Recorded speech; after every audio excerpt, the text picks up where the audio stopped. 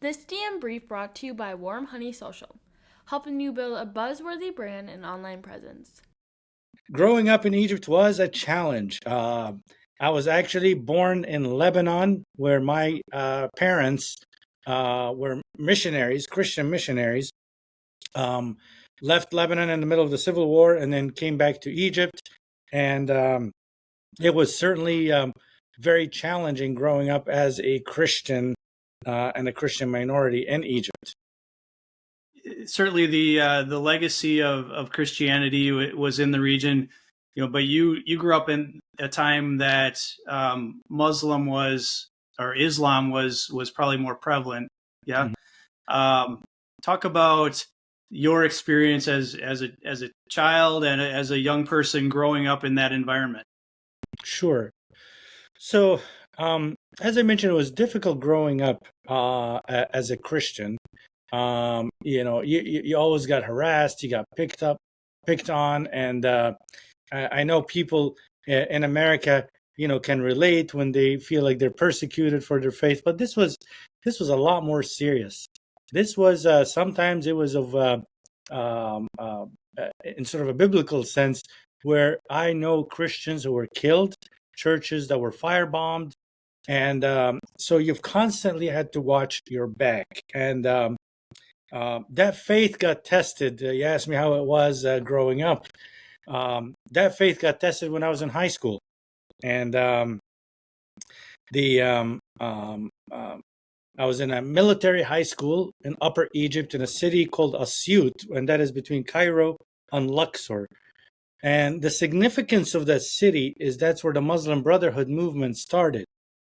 And it was a small school of 3,000, and we we would have to every morning in high school we all have to line up in a big courtyard in a big sort of square, each class, together, and to hear announcements. They saluted the Egyptian flag, sang the national anthem, the Egyptian one, of course, and then we had to hear a reading from the Quran, which is the Muslim holy book.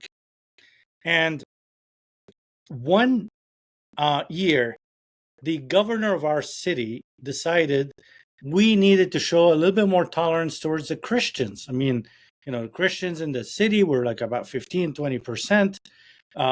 So we're gonna allow a reading of a verse from the Bible during that the morning routine, when every morning there'll be a reading from the Bible along with the Quran. So they selected yours truly. They said, well, your dad is a pastor, you're a Christian, you must be good enough. I didn't want to do it, to be honest, but I said, okay, fine, and I'll read it, and it lasted one day. So, and I'll explain. So my dad picked a verse for me from the Bible, so something that would be non-controversial, something very easy. I don't know if it was like God is love or something like that, and Yeah. and he gave it to me. And in my first time that we've read the verse from the Bible, I'm standing there on the stage with 3,000 students. This is the first time the Bible is going to be read, and they made the announcements, salute the flag, the national anthem, and of course the Quranic reading, comes first. And I found out later what the Quranic verse was, and the Quranic verse had something to do with Muhammad, the Muslim prophet, saying that he was the seal of the prophets, that he came after Abraham and Jacob and Elijah and Jesus even, and he came to be the seal of the prophet. Now, I'm distracted, as you can imagine, as a kid, 15-year-old, not really paying attention to what's going on around me, very clueless.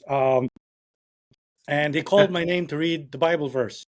So I go up there to the microphone, and I'm just trying to, my hands are shaking, and I'm like opening the Bible, and I realize the marker where the verse that my dad selected had fallen out. Oh no. And I'm like, oh, where's the verse? Where's the verse? And now it's like, sort of like everybody's like anticipating, okay? So I'm like, all right, I'm going to open the Bible. I'm going to calmly read one verse. what could go wrong? The Bible is good. Just read any verse and stop. They will not understand it. Nobody's paying attention anyways, right? Wrong. Yeah. So I open the Bible and it's Mark 13:21, where Christ is saying that there are many who will come after me to deceive even the elect. Don't believe them. I say these words, and you can hear a pin drop at 3,000. People were dumbfounded. I essentially did the ultimate insult to Muslims. It's basically telling them, well, your prophet is false. Christ and our Bible warns us that not to believe, false prophets. Thanks for joining this DM brief. To hear the rest of Joseph's story, check out his full episode. And don't forget to rate and review.